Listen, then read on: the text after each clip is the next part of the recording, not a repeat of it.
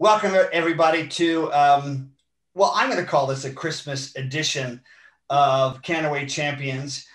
The end of the year, of any year, is a time for thinking through what one has learned, what one has endured, what mistakes one's made, the vision one had, what actually happened, and of course, moving with some momentum into the next year, in this case, 2021. And I can think of no one that I would rather share these thoughts and discussions with more than Didi Wong, who is one of the top female entrepreneurs, period, but female entrepreneurs. I say that because she has helped lead that in Los Angeles herself, but she's also a national figure.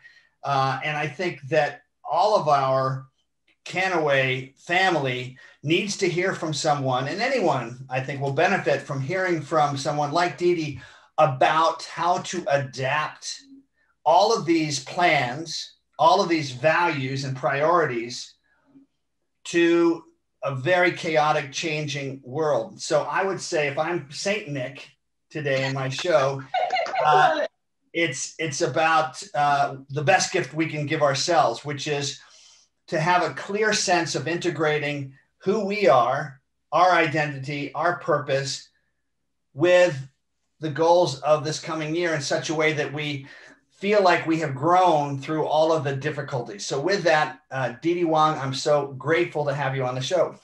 Thank you so much, Saint Nick. I love that you put that Santa hat on. I think we should really take this time to enjoy and celebrate and pat ourselves on the back, throughout this year of hardship and challenges and adaptability. And the current word actually is pivot. They love using that, which is very good in this, sports connotation. I think that at the end of this year right now, we look back and we're like, wow, how did we manage to go through those months, right? Even for me, as a mother of four, when we first started in March, I was just thinking, oh my goodness, how am I not using babysitters? How am I not using cleaning ladies? And how am I going to be homeschooling on top of all the things that I already do? And throughout the months doing it, I was like, wow, I'm actually able to adapt and manage all this and still have a smile on my face and still have my four children very happy. By the way, they're young, 9-year-old, 6-year-old, and twins just turned 5.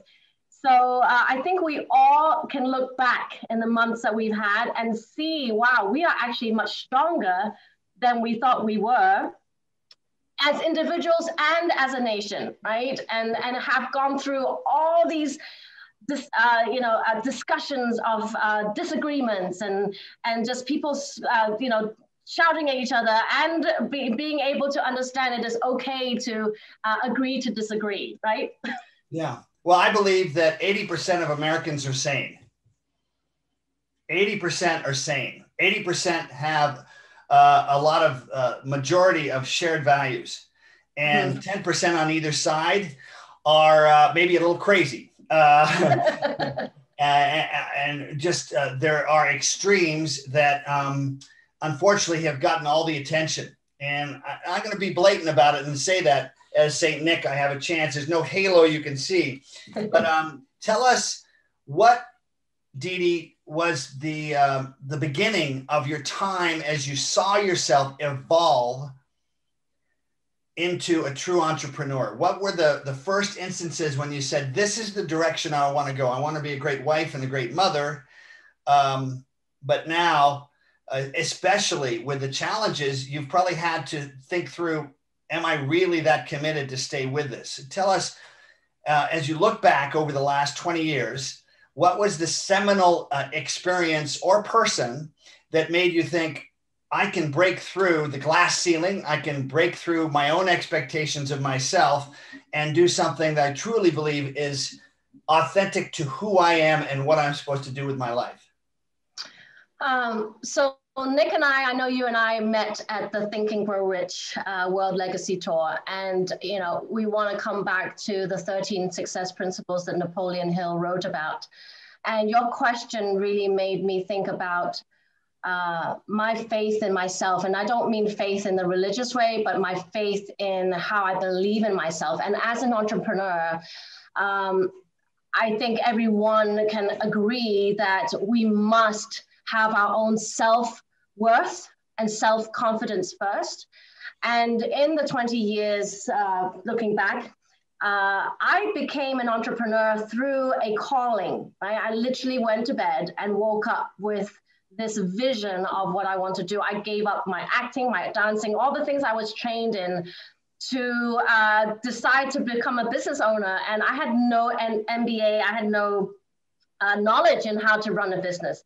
But yet I have that self-worth and self-confidence in believing that I actually can run a business. I don't need anything but common sense. And the fact that I can connect with other people.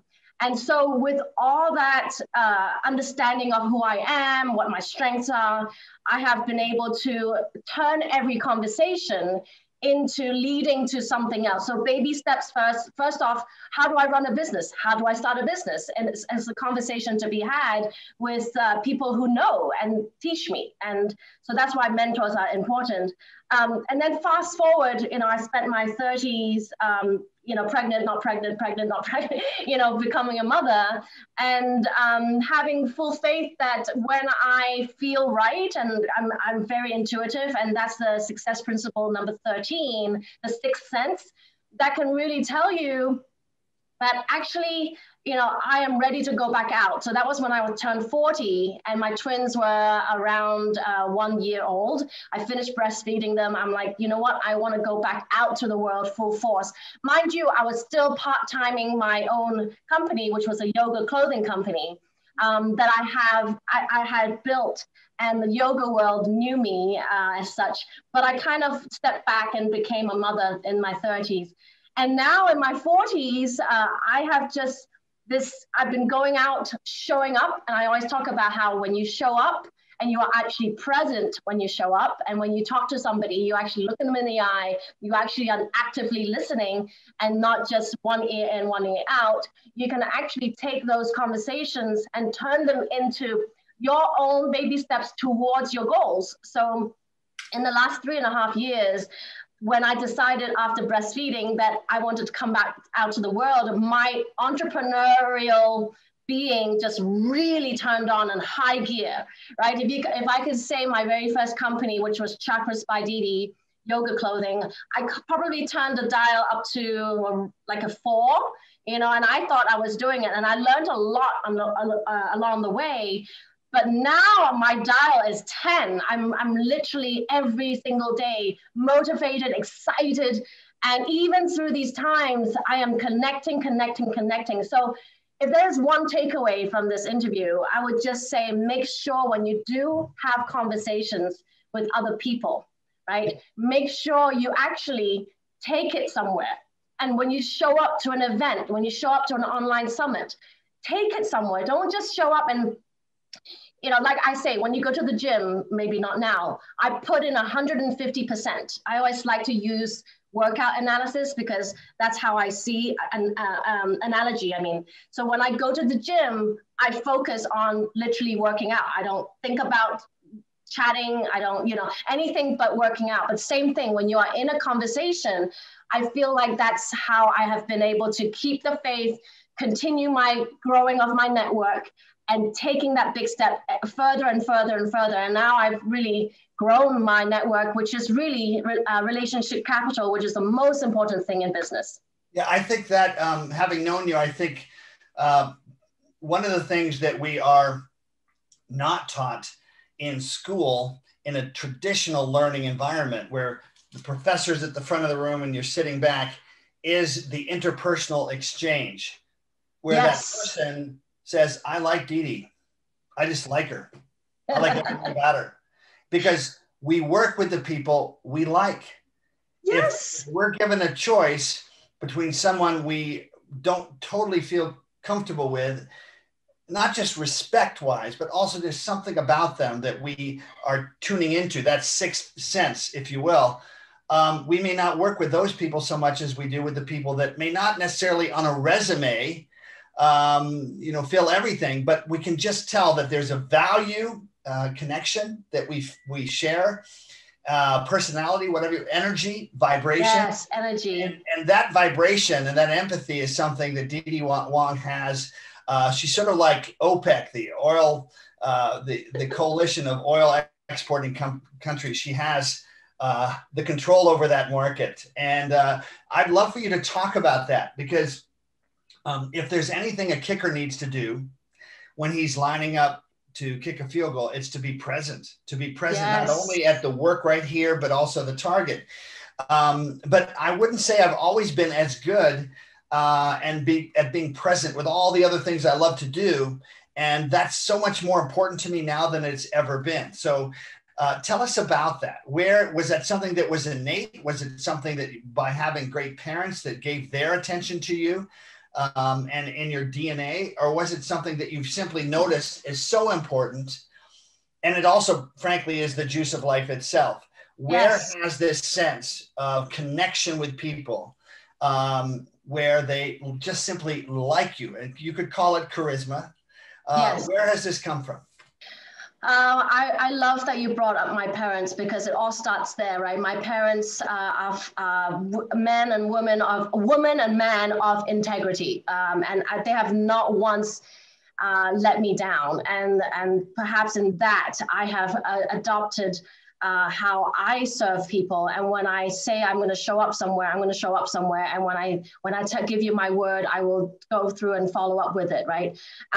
So that is really the essence of the foundation of who I am. And then the layer above would be, when I give you my time, I'm not going to be looking at my phone and distracted. I am looking into your eyes and giving you my all. And that, I have to say, I probably did get some of that from my parents, but I nurtured it well. I nurtured it well by working on my spirituality and working on yoga specifically, because it's a meditation, movement meditation.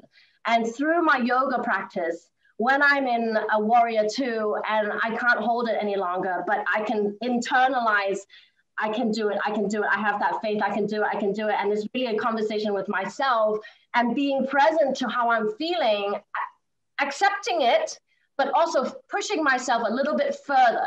So that's really an analogy in itself in how I conduct my business. When I feel like, oh my gosh, I've spoken to 100 investors and none of them have said yes to me, maybe the 101st person will actually say yes to me. And again, it's that same 3 feet from gold idea, right? That you have to continue persevering, believing in yourself, being present, and all of this comes into play when you attract what you want to manifest. And when you attract what you want to manifest and really put the faith in it, and I'm really using a lot of the success principles of Napoleon Hill. If you have not read Think and Grow Rich, please go read it.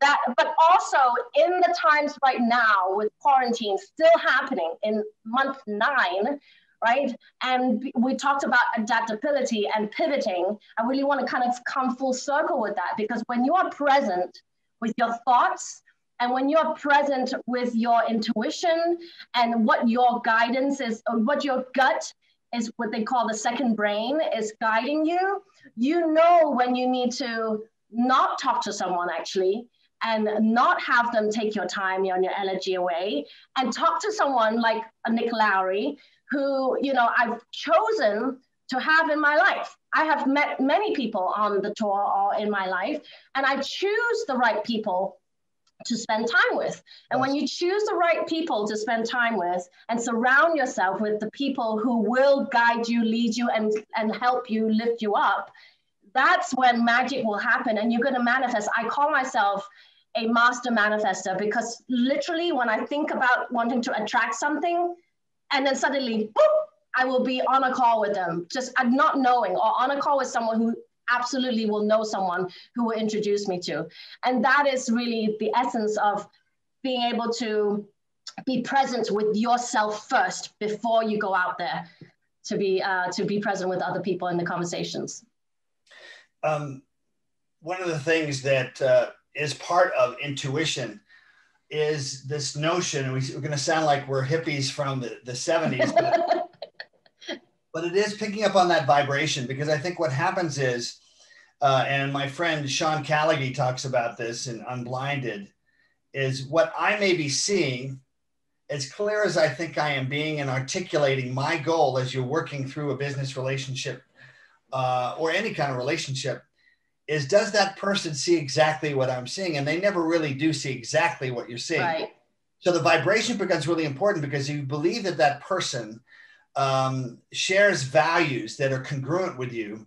The chances are that a lot of that homework is already done, and that you will not necessarily be that far off the mark. Right. It does not prevent us from having to be diligent in making sure my expectations are managed with yours, so that we really do have the same goals. But it's so important to be with people that you like. So Yes. that may not sound like a digital, high tech explanation, but tell us about as we go through more of the Think and Grow Rich principles, the idea of making a decision. Because if you're working with someone that has, along with the other 50 business proposals you've probably heard in the last couple months, you're working with someone that you feel like there's a simpatico there, you may tend to say yes more quickly. So tell us about the principle of decision making, because right now all of us have to make very important decisions. Do I take the vaccine? Do I expose myself or my family to anything? And how do I do that? Do I believe in masks? By the way, I do believe in masks. Yes, me too. But still, there's so much controversy with every decision out there right now. So how do you make a good decision?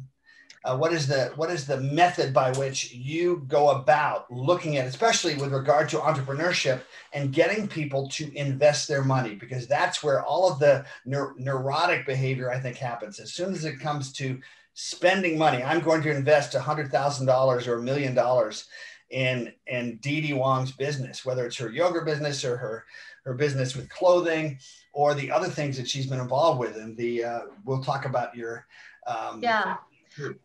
I will say, first off, it's really a mixture of left brain and right brain. For me, just because I am more spiritual, I always say your vibe attracts your tribe. The fact that I got to receive a certain deck already tells me that they were meant to, come into my life in some way, shape, or form, right? And then, that would be the right brain. And then when you apply the left brain into it, obviously, when I read the decks, and because I am an investor and I do get a lot of decks, and which one do I say yes or no to? I do have to look at the numbers. And it's just I've been asked to invest in so many movies and TV shows lately, and I'll tell you, my decision in making a yes in one of them right now is an animation coming up. It's based on all the factors. One, what is the story? The other one is, who are the team players? Right? Have they won before? Have they been successful before? So, the team for this animation are the team who created Shrek, Madagascar, Kung Fu Panda. I mean, they are winners in their world already. So that's obviously, they're for me. Not only winners, but they're consistent winners. Consistent winners, exactly. John Stevenson, who's the director, his average movie grosses average, $650 million. And that is every one of his movies that he's done. So for me, that's already left brain. Like, you look at the numbers, that's left brain, making sure. The right brain is like, okay, but even if he's successful, do I like him? Even if it's successful, do I like what the plot is about? Do I like the project, right? It's also about asking yourself, deep down in your soul, is it something that I believe in? And the plot is a Noah's Ark story, and I'm a Catholic, and I believe, the Christian Bible stories do have really great meanings to teach people how to live their life and be better and improve. So I love that idea, and it's told in the perspective of animals. And I have children under 9, and they're young. So it's like totally everything about it is just in alignment with me. Yeah. Now, another movie came in. I'm giving you these ideas is because I'm showing you how I'm deciding Why would I put 200K into something of that or not put into another, right? The other one came in, great story, a little darker. It's just not as in alignment with me. And the party that starts, that is, trying to find the money, they are newer. They are a new formed group, right? So, but that's not to say that I don't believe in angel investing, because I am an angel investor. I believe in the seed round, where I give people the opportunity to actually live their dreams and make their dreams come true. I'm just giving you the idea of when I make my decisions, especially with a lot of money, that's how I have to look at it. When it's a little less money, I actually would gamble and play. And I love that, because as an investor, it's like going on a poker table or roulette, whatever you do, you have to be willing to lose the money, right? Whenever you're an investor. So for the smaller angel investments that I've done on Elevator Pitch, the TV show, it's something that I am willing to do it because I want to kind of give back, do good in the world, and give other people opportunity. So yeah, I'm developing a TV show called Money Moves right now, which is all about giving back to the minority in this country because of the Black Lives Matter movement. And then after that movement happened, during this quarantine time, then I'm kind of thinking, well, yes, I'm married to a half Black, half white man. My children are quarter Black, right? I care about that so much. But then, of course, I'm Chinese. What about the Asians? I never hear people talk about the Asians or the Indians or the Chinese, Koreans. I mean, we have been really slowly up and coming in the world. And last year's Oscar winner was Parasite, Korean movie, right? And more and more I'm seeing on TV that Asians are involved. So really the show, so I'm congruent and in alignment with what I am developing. And that is really kind of like a answer to your question about principle number 7, decision. I like to make decisions accurately and efficiently. And I encourage you, whoever's watching and listening, if you can develop your talent to actually a skill set, right? To actually be able to make decisions accurately and efficiently, that is a winner as an entrepreneur, because you don't have time to dilly-dally. You don't have time to be wishy-washy and not quite sure of yourself. You've got to work on yourself. You've got to work on your intuition, your spirituality. Know who you are, because when you know who you are, whatever projects come your way, you'll know which ones to say yes to. And whoever comes your way in terms of relationship, you will know if that person is meant to be and in your life, for a season, for a reason, whether they say, or a lifetime. Nick Lowery came into my life out of many other speakers who were on that tour. He is a friend for life. I made that decision. It was an equivalent, it's like a fast, accurate decision. And him and I have created a friendship that has never let me down. It is what it is. And that is how you should make decisions in life. Well, beautiful stuff. And with that, I think we both share the idea of dreams, helping other people achieve their dreams. In this case, with Money Moves as one example of what we actually can do. One of the things that I've chosen to do is to begin in the next month to work with Sheriff Paul Penzone, who has just won re-election, the Sheriff of Maricopa County, replacing Sheriff Joe Arpaio, who is a legend, if also thought of as a little bit out there. And Paul Penzone and I have one goal, which is what can we do to increase engagement and hope? Yes. Start with engagement, end with hope, and continue with that sense between police departments and poor communities of any races.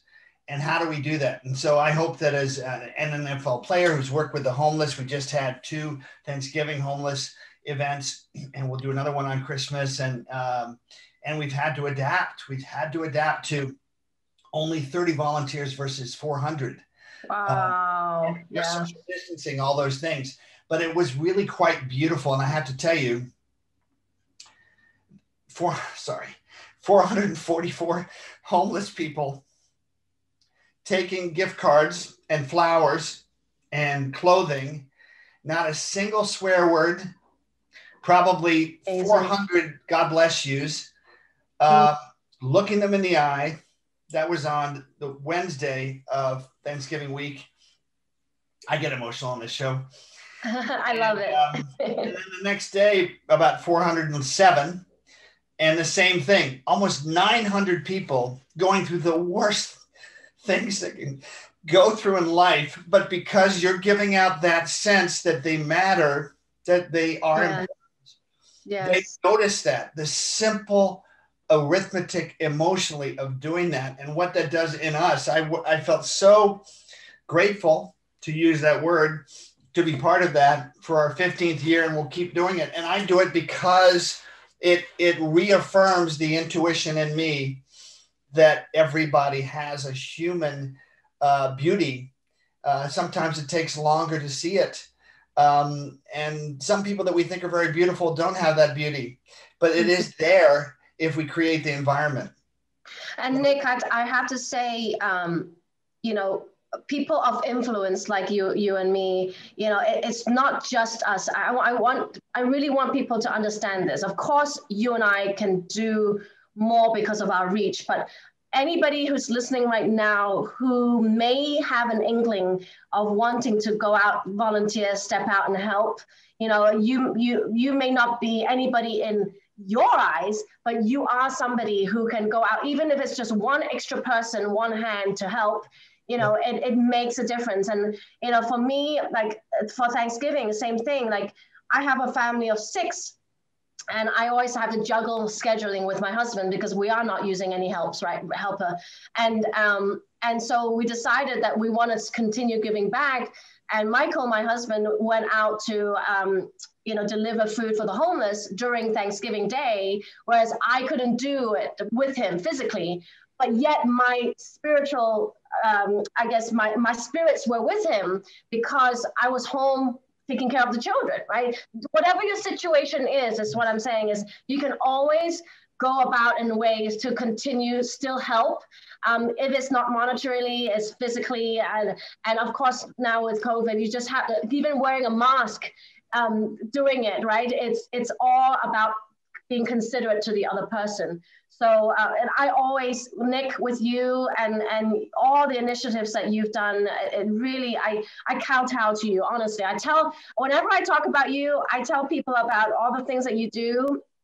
And it really, and I know you get emotional about this, but you should be, because, you have changed so many people's lives. And the fact that you actually honestly put it in the press for people to know.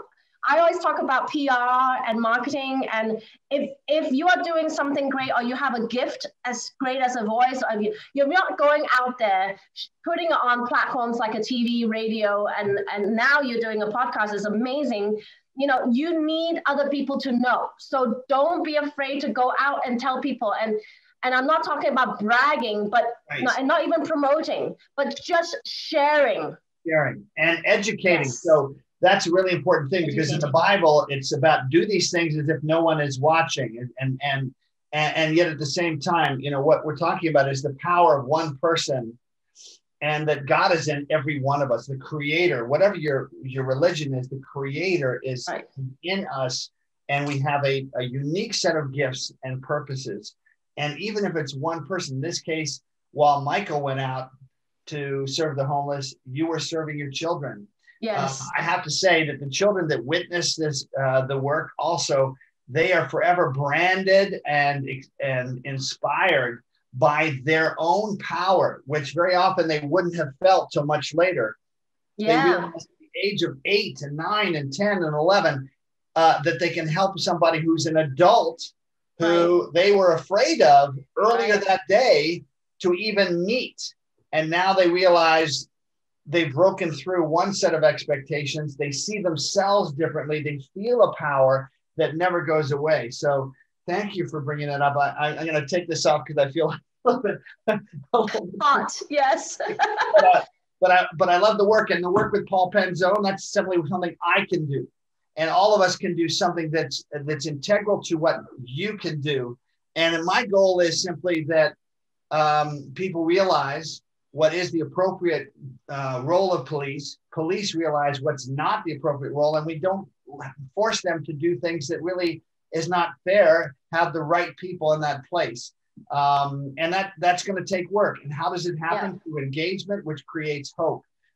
So anyway, that's one example. And, I love it. And what you were saying earlier, it just reminded me of a conversation I had with my son, who is 9, turning into 10. And I said to him, he was just helping me out in the kitchen, cleaning something. And I remember thinking, baby, if you do it well when no one's watching, right? It's actually something that adults need to be hearing. Like when you do it behind doors, and you do it well with no one's watching, and you know, that means every single thing that you apply yourself to is going to be done well.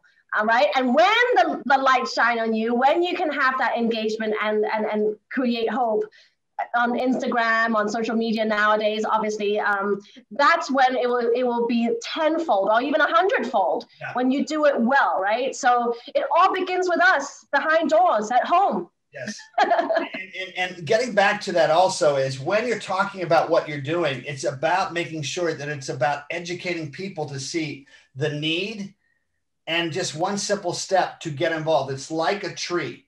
Yes. And you don't have to take on the entire tree. You just find one small twig that you can jump on like a little sparrow and work up, and then eventually you're an eagle at the top of that because you work through, and each time you took that additional step, you're a little bit higher on the tree. You can see more. You can see connections that you may not have known between one branch and another, if you will. And then what may be a more appropriate one. And all of us have that story. I can imagine that as you talked about choosing, for instance, this movie that's going to be animated, it didn't automatically happen. It was a process of noticing how you evaluated previous investments of time, money, energy, focus, and you started noticing who are the people I really admire. I will say one thing about these great movies for children too, that's different from regular so-called adult movies, you know, is that parents, if it's a good movie, the children will want to watch it 10 times. Yes, more than that. Or 100 times. And so from a financial standpoint, you have one model where the adults go and see it once, maybe twice, almost never more than that. And they may see it later on HBO or whatever it is, Netflix. But in the other case, it's mommy, I want to see that again. And then they watch it over and over because that's a young soul that is seizing on people that make them feel creative, inspired, powerful. You know, somebody is a hero that plays a role that they want to project themselves into. Absolutely, absolutely. It's longer, like hitting a forehand 1,000 times or 100,000 times until it becomes part of you. And so, and that brings back to what you were saying, is educating people, right? And I really strive to put that in the forefront of everything I do. And you know, I think of actually all the projects that I'm in right now, it's all in educating people, no matter if it's children or adults. So I think as, you know, as speakers, you and I, you know, I think that's innate in us, that when we step on stage and we speak, and even right now, as we do this interview, all we want is to maybe something that Nick said, maybe something that Didi said, actually triggered something in your mind. Oh, I wanted to do, and it's all about, you know, triggering, thinking, and thinking about ideas and educating. Oh, I didn't know that. Oh, and that was said before to me, but now I'm hearing it in a different way because of how we articulate it. And it's all about learning and, you know, never shutting that student off. I always say I'm a student of the universe, and I really love, no matter whom I speak to, I can learn something from them. Yeah. So we've talked about values, we've talked about focus, we've talked about influencing others. I want to get back to, and I'll put on my hat here in a second again, 2021, and how we finish strong and how we move on and start strong, because COVID's not over. I think we saw today that we are now not allowed to do any international travel till June of next year. Well, wow, really? Okay. And you know, and these things float out, and we have to find out how real they are. But there are going to be things that continue to be versions of lockdown. Yeah. California, where you are, has its version of intensity. Yes. All sorts of interesting governmental decisions, like preventing the San Francisco 49ers from playing in their own stadium, even though there are no fans in the stands. Don't ask me how that's happening. Wow. So they're playing in Arizona. So let's talk about 2021, and knowing that the truth is that we may have endured and survived, but we still have new things to go through. The vaccine itself, whether one takes it or not, I don't want to take it personally until I've seen 6 months at least of feedback. But tell us how you're approaching taking all of this controversy, politically, economically, et cetera, and just socially in your own lives, and project how you're going to go about making 2021 full bulletproof, if you will, for all your goals and your dreams. I will say it all starts with self-care. If you don't have health, you have nothing, right? And of course, we're talking about the virus. Of course, we're talking about wearing masks. So please, number one is whatever you're doing, make sure you take care of yourself first. And as a mother of 4 in a 9-month quarantine, I'm not a good person I'm confessing right now, I have not been a good role model for self-care, because I have not done nothing but take care of my everything of the house, you know, cleaning the floors, toilets, everything you can think of that I have to do, right, for everyone else. But I have to say, more and more, my intuition is turning stronger and stronger. And even I believe in readings and all that. And even my reading just this last week was just like self-care is number one, right? So making sure you sleep well, you eat well, you actually do keep moving. I mean, these are common sense things, but they are not things that people really apply. And if you don't have that, you can't go out and reach your goals and have your dreams come true. So that's number one. Number two is, of course, whenever you have a new year, it's a notion of looking forward to something. So make sure you do you plan something that you can look forward to in 2021. And I love fun, right? F-U-N is my word. Anything that I care to do, I make sure I have fun, and I'm always smiling doing it. I'm bubbly, I'm optimistic, and make sure that whatever you plan to do is congruent with what you want to achieve, surrounding yourself with the right people who can make that happen with you, and really asking yourself, what politically now, right, when we have a change of presidents, you know, what's going to come, you know, and it's going to take a little while before things settle as well. So make sure you turn on that mind so you can agree to disagree. When things are not the way you want them to be, agree to disagree. Be patient. Let that time kind of just settle in and breathe. Make sure you just take care of yourself first, right? Yes.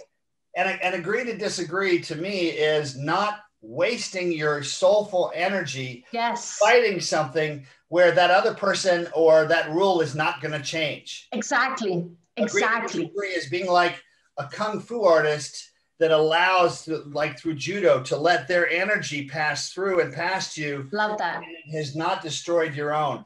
And I would say this, my own belief is, I hope I had to write a foreword for a book called Stop Hiding and Start Healing by Craig Brown. And what I talked about was simply, all of us have a child that still lives in us. Yes. I feel it, Nick. I feel it. I say that all the time. That child, we first have to understand what part of that child has been held back, what part has been even traumatized by a mean or violent friend or so-called friend or bully or parent, and what part is ready to come out by being aware of that conversation, which sometimes has been sublimated for 20 and 30 and 40 years, to allow that to find expression and then to honor the child, which is the life force in all of us. Right. I think again of that movie, John Stevenson movie that you're investing in. Yeah. What does it have? It has It's called the Ark and the Aardvark, by the way, just so you know. Ark and the Aardvark. And it's the child in us that's creative, that knows no limits, that can laugh at life, that can play and take risks. And by the way, what was the Ark itself if it wasn't a platform to protect and then to move on through all the adversity, through the storm, right, so that we can get to the other side where there is new life, where as we know in the Bible, where the bird appears and they know suddenly as the birds start landing on the ship that there is hope. So take note of that child in you, the people who are listening, and honor that child, not only for all the good, but also just to being honest of what are the things that are holding me back. When I was a child and I thought because of how I was then, that limit made sense. But perhaps now when you're 20 and 30 and 40 and 50 and 60, maybe it doesn't make sense anymore. Maybe you can let go of that trauma, that limitation, and say, maybe now I may have made the best decision when I was 7 or 10 or 12, but now is a different me, and I can make a new decision and create new space in my spirit to take risks I never would have made before. Yes, absolutely. And I like that. Taking risks, doing something different is always a good thing. Change is always a good thing. So look forward to the changes that our country is going to have, right? Look forward to what it can bring. Look forward to meeting new people in 2021. Look forward to starting something new, and look forward to acquiring something. I mean, I always say that if you, in the 9 months of quarantine, if you haven't come out with a new skill or a new book or new something, like go ahead and do that. Allow yourself, go play the piano, go and learn a new language. Do to fill yourself. Because, I know we talk about business and entrepreneurship a lot, but don't forget the power of, fulfilling yourself as that child, like you're saying, Nick, that child likes to try new things. That child opens up their eyes when they get new presents, new toys, and new toys can inflict something really great in their minds. So go find yourself a new toy in respect, like try a new language or do a new instrument, whatever that is that sparks your inner joy, inner childhood dreams, go and do that. And a new year is the best way to go. I mean, we really are good timing right now talking about this subject. Think, Nick. Hey, sing Nick, you're supposed to give them the toys. and so the gift starts with the gift to ourselves. I'll move it over here now. Graduation. And boy, that looks terrible. But the child in us also is the creative part of us. And in learning, by the way, if we're learning and teaching ourselves a new language of priorities, the child that can learn a language like that, it's much harder as we get older. Yes. So awakening that child, Tony Robbins talks about awakening the giant within. How about the child within? Child within, yes. It has the capacity to open up its creative learning muscle and not care about what people say. Children don't care, right? And I think that's something that just came right into my mind when you said that. Awakening the giant within, yes, but awakening the child within. When you are a child, when you learn something new, when you meet somebody, there's no judgment. You just accept them for who they are, right? My children don't see black, white, yellow, or green. They just know that they are a human being, right? And so I really love how this conversation has led to this point, Nick. Honestly, like if you can take away that child within and go back to how unjaded you were as a child and not, we don't have any barriers or hurdles. We just try and we don't care if we fail, at that time. 2020 has given us 1,000 reasons to be more jaded than ever. Yes. So the commitment to connect with that child and to renew that sense of faith in ourselves and then in others as well. So last question to Didi Wong. First of all, very grateful to have you on. Love you in so many different ways. Oh, thank you. What would be the gift that you would recommend, that you would most like to, first of all, give yourself and then to others for 2021 for Christmas this year? What would I like to gift to your audience? I have an ebook I can gift. I love giving gifts. Okay. Yeah, I would love to give you an ebook. You can just download it, didiwongfreebook.com. So that's something easy to do, didiwongfreebook.com. But I was going to say, outside of that, is what gift can you give to yourself is watch what you consume. And I would love to leave you with this last thought. Watch what you consume. And I'm not talking just about food and what you put in your mouth, right? Or what you drink.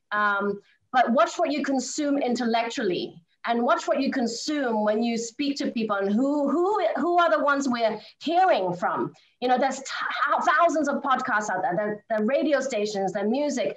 You know, what you choose to consume through your ears, right, and through your energy makes a huge difference in how you go about every single day, you know, revealing yourself to the world. So if that could be your last thought of this interview, I would really love for you to think about that. Yes. So Didi Wong, freebooks.com. Yeah, free book, singular. It's Perfect Your Elevator Pitch. That's the name of my book. And the subtitle is Turn Every Stranger into an Ally, which I talk about. Well, God bless you and have a wonderful Christmas. And all of you. Thanks so much, Nick. St. Nick here saying Merry Christmas to all of you. And remember that it's not the intensity of the spotlight on you. It's always the brightness of the light within you. God bless you. Love it. Thanks, Nick. Love you.